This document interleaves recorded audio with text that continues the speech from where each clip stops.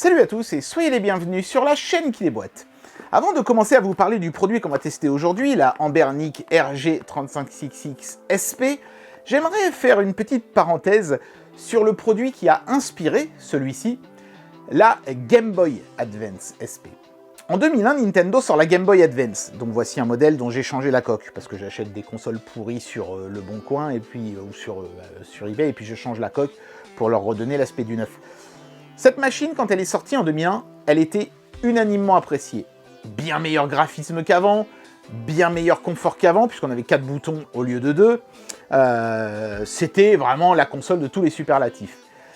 Mais il y a un truc qui déplaisait unanimement à tout le monde, c'était que l'écran était réflectif, sans éclairage. Donc dès qu'il commençait à faire sombre, on n'y voyait plus rien. Comme sur les précédentes Game Boy, mais là, avec de meilleurs graphismes, évidemment, c'était beaucoup plus frustrant. L'année suivante, une bande d'électroniciens sort sur le marché un kit qui s'appelle Afterburner. On le monte dans la console, ça demande juste de faire 2 points de soudure, c'est assez simple, et on se retrouve avec une console avec un éclairage. Et ça va faire un tel carton que Nintendo, qui n'apprécie mais alors pas du tout qu'on altère ses produits, se décide à tenter de le faire interdire, mais n'y parvient pas. Il n'y a rien qui interdise de modder ses propres produits une fois qu'on les a achetés. Donc plutôt que d'essayer de lutter contre l'Afterburner, eh ben, ils vont proposer une alternative, la Game Boy Advance SP. Outre le fait qu'elle change de form factor pour devenir pliante, un form factor que j'adore d'ailleurs, et qui évidemment sera le gros point fort du produit d'aujourd'hui, cette console était dotée d'un éclairage de l'écran, puis ensuite d'un rétroéclairage, qui rendra complètement obsolète le kit Afterburner, qui du coup disparaîtra assez rapidement derrière. Donc Nintendo a atteint son objectif de faire disparaître ce mode, en proposant le sien. Voilà. Donc finalement, s'il n'y avait pas eu ce mode de la GBA, on n'aurait jamais eu la GBA SP, et donc du coup, on n'aurait certainement jamais eu le produit qu'on va tester aujourd'hui, la Anbernic RG35XX SP, qui comme son nom l'indique est une 35XX, avec le form factor donc d'une GBA SP. Game changer ou pas, c'est parti pour le test. Vous l'aurez compris, ce produit n'a rien de vraiment original en soi. En termes de perf, c'est une RG35XX. Ce qui a changé, c'est vraiment le form factor. L'idée, c'était de se rapprocher d'une GBA SP. Donc ça, c'est une graphite AGS 101 que j'avais acheté d'occasion à Hong Kong. Ce qui avait été plus difficile que je le pensais d'ailleurs à l'époque, parce que le marché de l'occasion là-bas, il est quand même assez maigre. Les gens ne voient pas forcément d'un très bon œil d'acheter un truc qui a appartenu à quelqu'un d'autre à Hong Kong. Mais j'avais réussi à trouver ça, je sais plus, dans une boutique de Typo Market, il me semble. Le mec, il vendait, il faisait des pots-ventes dans un petit coin de sa boutique. Et j'avais trouvé cet AGS 101 qui a beaucoup vécu, hein, qui est rayé de partout, mais c'était quand même déjà cool à l'époque de pouvoir mettre la main sur ce modèle que nous, on ne pouvait pas avoir en France. Voilà, donc je me servirai de ça comme base pour comparer. On va tout de suite procéder au déboîtage de la Anbernic. Voilà, c'est la boîte Anbernic classique avec le blueprint argenté du produit, le petit logo et la référence dans l'autre coin, et c'est tout. Donc, hop, c'est toujours aussi soigneusement emballé, en tout cas, avec la console dans une cale plastique et un sachet. Ici, j'imagine qu'on doit avoir le câble de recharge, certainement en USB-C. C'est ça, câble de longueur raisonnable, mais pas logoté. Et puis, comme toujours, chez Anbernic, enfin comme souvent, on a un petit kit pour installer un film en verre trempé. Bon, ça, c'est sympa, je le mettrai certainement à l'issue du test. Et puis, une petite notice qui est très, très, très basique, avec un côté en chinois, l'autre côté en anglais. Bon, on commence à bien connaître comment ça fonctionne, les produits de chez Anbernic. Donc, on va tout de suite passer au décortiquage de près de la console. C'est parti. Non, on ne va pas l'ouvrir. Par décortiquage, j'entends qu'on va la regarder de près et surtout la comparer avec la vraie GBA SP. Donc, la console est dans sa petite cale de plastique, avec, hop, un emballage assez soigneux. Hein, vous voyez, il y a un bloc de mousse pour protéger tout ça. Et il m'a envoyé la version Silver de la console. Alors pourquoi je me suis fait envoyer la version Silver alors que certains diront « Ouais, il y avait des versions plus originales, transparentes et tout ». Je voulais un coloris que Nintendo aussi avait fait. Nintendo, parmi les premières versions de la GBA SP disponibles, il y avait la version Silver, il y en avait une noire, je crois, et il me semble que c'est tout. Il n'y avait que 2 versions au départ. Dites-moi si je me trompe dans les commentaires, mais il me semble que c'était ça.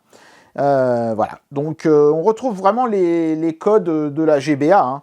Vous voyez, La charnière est très similaire. Il n'y a pas le logo Nintendo, mais ils auraient pu mettre un petit logo Ambernic. Ça aurait pas été mal. Je trouve que là, ça fait un peu vide, la façade supérieure.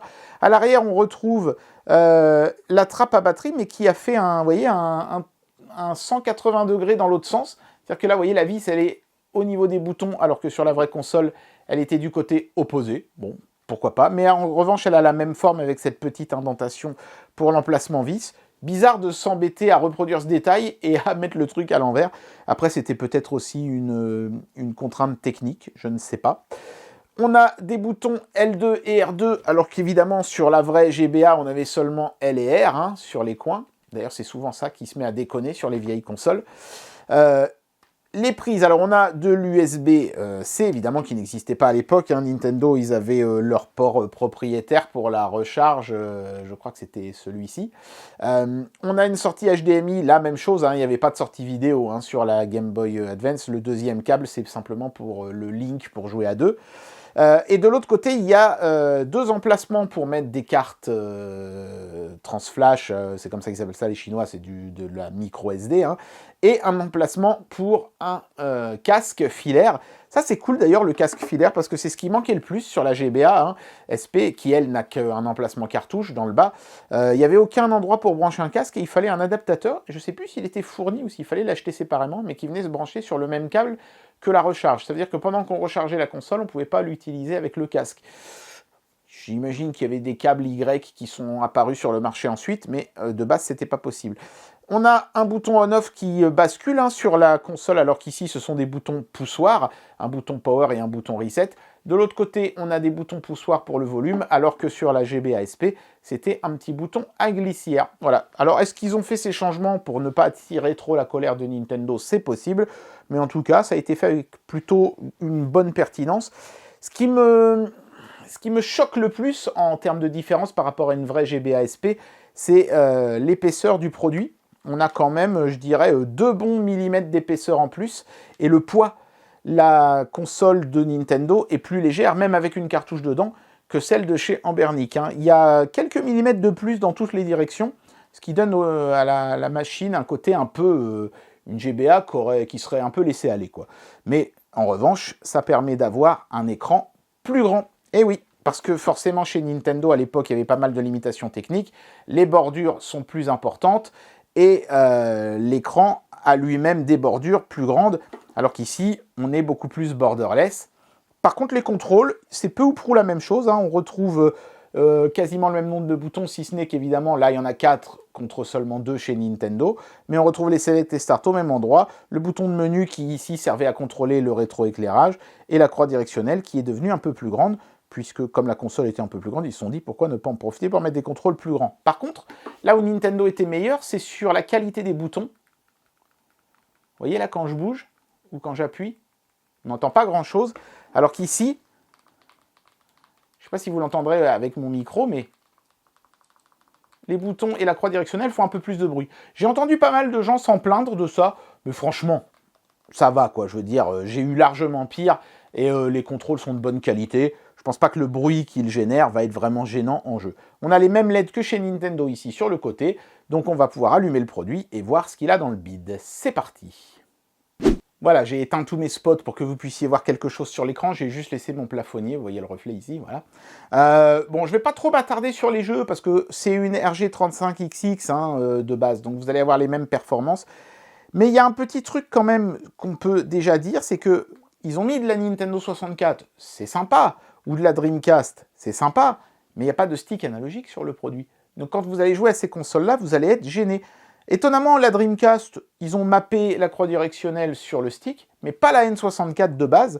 Donc quand vous essayez de jouer à de la N64, par exemple on va mettre Wave Race, eh ben vous ne pouvez pas contrôler votre jet ski de base, il faudra aller trifouiller dans les réglages pour y parvenir, et je trouve ça un petit peu dommage. Mais vous voyez, quand ça sort d'usine, je peux lancer le jeu et tout, hein, et il tourne bien en plus, regardez, c'est fluide. Mais quand je vais commencer à vouloir jouer, eh ben, tourner le... Vous voyez, là, je peux me déplacer dans les menus, la croix directionnelle, elle fonctionne. Mais le stick, lui, il n'est pas reconnu. Forcément. Et donc, jouer sera très compliqué. Alors, avec certains jeux, apparemment, ça peut marcher plus facilement qu'avec d'autres.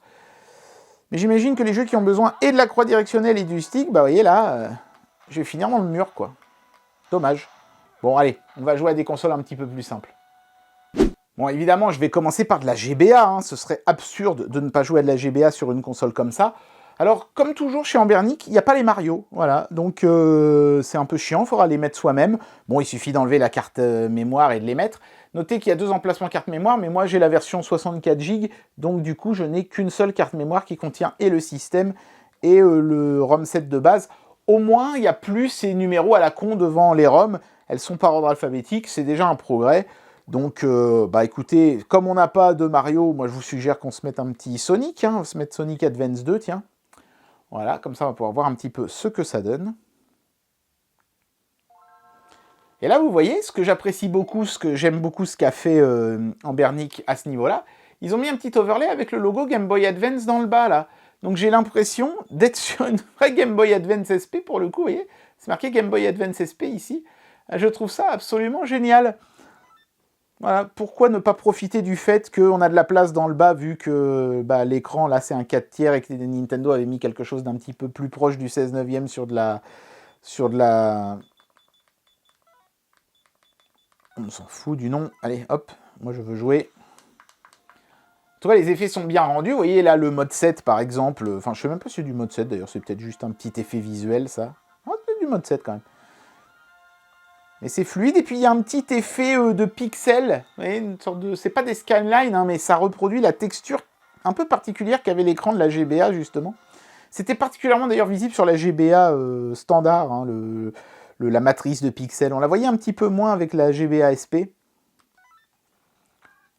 Donc, pour le moment, ça a l'air super fluide. On va essayer de jouer un peu pour voir. Bon, rien à dire à ce niveau-là, hein. C'est propre. Donc évidemment, quand on appuie sur ce petit bouton-là, on a le menu. Et malheureusement, bah, on est sur le menu de RetroArch. Hein. Ils ne se sont pas foulés une fois de plus chez Ambernic. Comme par exemple avec la Miu Mini, on avait un menu simplifié. Là, on est sur le menu brut de fonderie avec tout marqué en anglais en plus. Pas facile forcément de s'y retrouver. C'est écrit petit en plus, hein, vraiment. Donc s'il y a un progrès à faire, messieurs de chez Ambernic, c'est vraiment là-dessus. Hein. Essayez de travailler l'interface de vos produits et de ne pas juste proposer celle de base du système.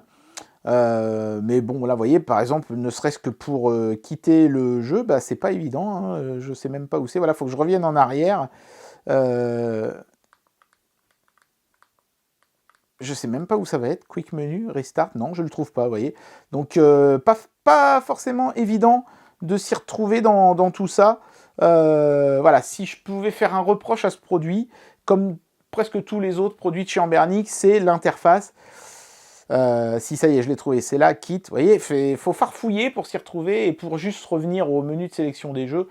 Donc c'est un petit peu dommage. Mais en tout cas, la GBA passe nickel. Ça fait vraiment plaisir. On a vraiment le look and feel d'un écran GBA. C'est bien vu. Donc maintenant, on va tester quelques autres consoles pour voir comment ça s'en sort.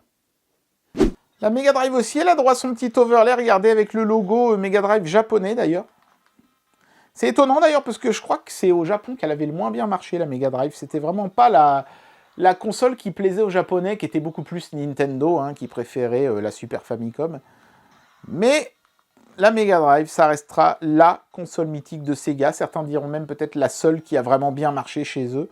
Je l'ai eu, moi, la Mega Drive, dans sa version 2, et j'en avais été super content à l'époque, et c'est toujours un plaisir d'y rejouer. Et là, ça passe vraiment clean. Pareil, on sent qu'il y a un petit effet sur l'écran, mais pas trop dégueulasse. Ça fait vraiment penser à ce qu'on verrait sur un cathodique de l'époque, je pense. Voilà, ils nous ont évité les pixels super visibles. C'est pas pour me déplaire, moi j'aime bien le rendu que ça donne. Et franchement, pour le moment, le rendu sur la console, et les contrôles aussi, hein, sont très agréables. Bah, sur Mega Drive, ils ont mis ABC comme ça, hein, sur l'arc de cercle inférieur. Vous voyez, hop, là j'ai A, hop. B et C ici. Ça, c'est propre, nickel, rien à dire. Beaucoup de gens ne le savent pas forcément, mais la Super Nintendo avait un format un peu bizarre, plus proche du carré que du 4 tiers. Et ce format était respecté par la Ambernic. Et du coup, ils ont mis un overlay cette fois-ci sur les côtés, qui est sympa, puisque ça reprend celui d'une Super Famicom. Même si je trouve ça bizarre, c'est que j'ai l'impression qu'il est inversé, que cette partie-là devrait être de ce côté, et celle-ci à l'opposé. Mais bon, c'est un détail, c'est pas vraiment très méchant. Je ne sais pas pourquoi Nintendo avait choisi cette étrange résolution à l'époque. Peut-être est-ce que c'était pour atténuer l'aspect écrasé des jeux quand ils passaient sur nos consoles européennes avec des bandes en haut et en bas. C'est pas impossible, et si c'est le cas, bah c'est sympa d'avoir pensé à nous, Nintendo, merci. C'est vrai qu'on les ressentait beaucoup moins, les bandes noires sur les jeux, sur SNES que sur Mega Drive. Par contre, du coup, quand on switchait une Mega Drive, on se débarrassait totalement des bandes, alors que sur Super Nintendo, c'est un petit peu plus délicat quand même. Hein. Donc là, c'est Earthworm Jim. Je trouve les graphismes un peu palos, mais ça, c'est, je sais pas si c'est un réglage ou si c'est le corps qui est comme ça.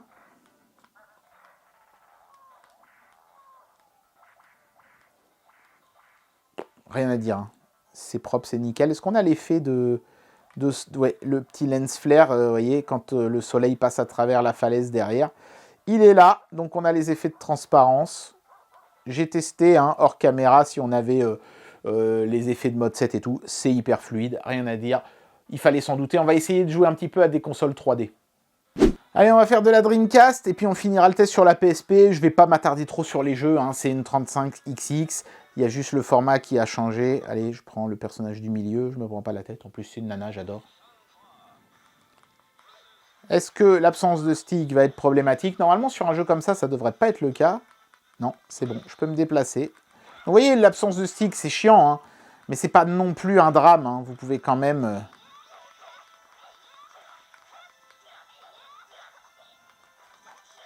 J'ai toujours eu du mal dans les jeux de baston en 3D à sauter et donner un coup en même temps. C'est toujours quelque chose que j'ai jamais trouvé intuitif. Mais en tout cas, ça marche. C'est super fluide. Le son passe propre. J'ai testé de la PS1 hors caméra et c'était pareil, hein, parfaitement fluide et tout. Allez, on va terminer le test des jeux sur de la PSP. Est-ce qu'on peut jouer? Vous voyez, ça c'est une des raisons pour laquelle la DS c'était mieux que la PSP. Ça mettait 3 plombs avant de démarrer une partie, bordel. Allez, je veux jouer! Laissez-moi jouer! Laissez-moi conduire une voiture!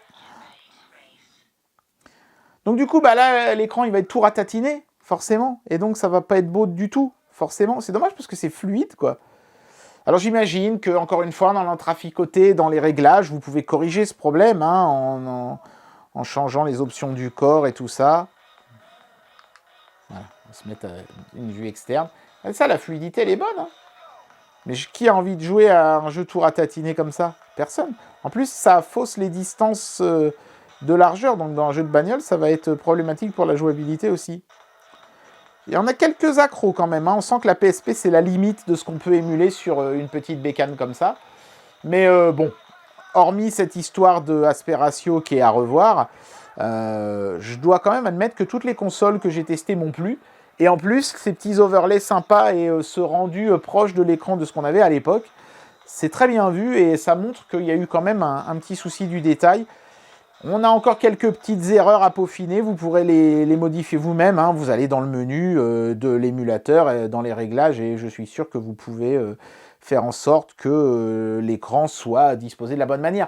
Mais ça aurait dû être fait d'avance par Ambernic. Ils ne l'ont pas fait. C'est peut-être le seul petit point noir de cette machine. Ça, et évidemment, l'absence d'un stick analogique. Et ben voilà, j'en arrive à la conclusion de cette vidéo et je vais vous donner mon avis sur ce produit. Ambernic n'a pas pris beaucoup de risques. Hein. Ils ont repris les bases d'une de leurs machines les plus populaires, hein, la 35XX, qui est populaire parce qu'elle fait bien tout tourner jusqu'à de la Dreamcast sans trop de difficultés. Là, vous voyez, c'est PS2 Capcom, hein, c'est un système de borne d'arcade qui est en train de tourner et c'est parfaitement fluide. Sur les jeux d'arcade, en plus, on est pixel perfect borderless, donc ça, c'est vraiment cool. Et sur toutes les autres consoles où il y avait des petits soucis de ratio, ils ont mis des overlays qui sont au poil. L'exception étant la PSP, qui est toute ratatinée. Mais bon, la PSP, de toute façon, ou la Dreamcast et aussi la N64 seront des consoles à proscrire à cause de l'absence de stick analogique de toute façon. Donc ça n'est pas vraiment très grave. Non, finalement, ce qu'il faut se poser comme question avec ce produit, vu que, bon, les réponses pour tout ce qui est perf sont les mêmes que sur la RG35XX classique, c'est est-ce qu'ils ont fidèlement reproduit le feeling qu'on avait à l'époque sur la GBA SP? Et là, franchement, bah, j'ai envie de dire oui. Certes, la console, elle est un petit peu plus rose. Certes, on sent bien qu'il n'y a pas l'expertise et le souci du détail qu'avait Nintendo dans ses produits, mais on est quand même proche.